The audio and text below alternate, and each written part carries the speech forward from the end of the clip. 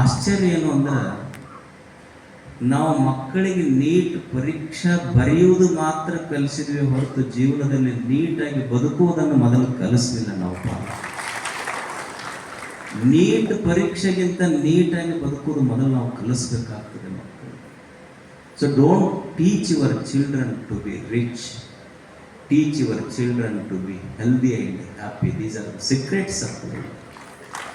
ಮಕ್ಕಳಿಗೆ ನಾವು ಏನಾದರೂ ಕಲಿಸಬೇಕಾಗಿದ್ದರೆ don't teach your children to be rich. ಶ್ರೀಮಂತರಾಗುವುದನ್ನು ಮಕ್ಕಳಿಗೆ ಕಲಿಸಬೇಕಾಗಿಲ್ಲ, ಅವರಿಗೆ ಮೊದಲು ಕಲಿಸಬೇಕಾಗಿದ್ದು ಆರೋಗ್ಯ ಮತ್ತು ಆನಂದವನ್ನು ಮಕ್ಕಳಿಗೆ ಹೆಂಗೆ ಬದುಕಬೇಕು ಅಂತ ಕಲಿಸಬೇಕಾಗಿದೆ. ಒಂದು ಆರೋಗ್ಯದ ಬದುಕು, ಇನ್ನೊಂದು ಆನಂದದ ಬದುಕು. ಇವತ್ತಿನ ಈ ಓಟದ ಜೀವನದಲ್ಲಿ ಯಾರಿಗೆ ಸಂಪತ್ತಿನ ಕೊರತೆ ಇರಲಿಲ್ಲ. ತಮ್ಮ ಶ್ರಮಕ್ಕೆ ತಕ್ಕಂತೆ ಎಲ್ಲರೂ ಹೊಲ, ಮನಿ, ಅಧಿಕಾರ, ಸಂಪತ್ತು, ಗಾಡಿ, ಬಂಗಾರ ಎಲ್ಲರಲ್ಲಿ ಇದೆ. ನೀವು ಸುಮ್ಮನೆ ಗಮನಿಸ್ರಿ, ನಾವೆಲ್ಲವನ್ನು ಪಡ್ಕೊಂಡು ಕಳ್ಕೊಂಡ ಎರಡು ವಸ್ತುಗಳು ಅಂದ್ರೆ ಆರೋಗ್ಯ ಮತ್ತು ಆನಂದ. ಜೀವನದಲ್ಲಿ ನಾವೆಲ್ಲವನ್ನು ಪಡೆದುಕೊಳ್ಳಿಕ್ಕೆ ಹೋಗಿ ಕಳ್ಕೊಂಡದ್ದು ಎರಡು ಅಂದ್ರೆ ಒಂದು ಆರೋಗ್ಯ ಮತ್ತು ಇನ್ನೊಂದು ಆನಂದ.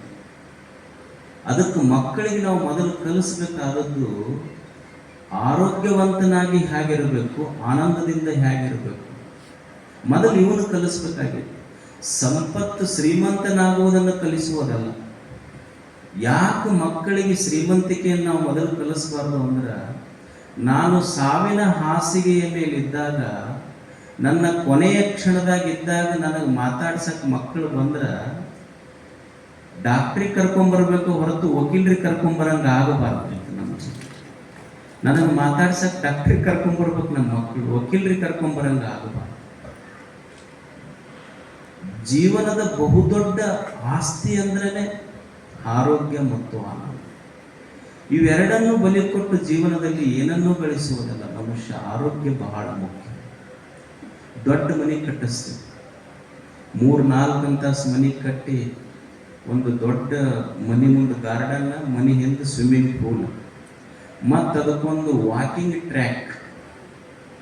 ಇಷ್ಟೆಲ್ಲ 1 ಎಕರೆದಾಗ ಗಾರ್ಡನ್ ಮಾಡಿ, 1 ಎಕರೆದ ಪೂರ ವಾಕಿಂಗ್ ಟ್ರ್ಯಾಕ್ ಮಾಡಿ ಇವ ಕುರ್ಚಿ ಹಾಕೊಂಡು ಕುಂತಾನ.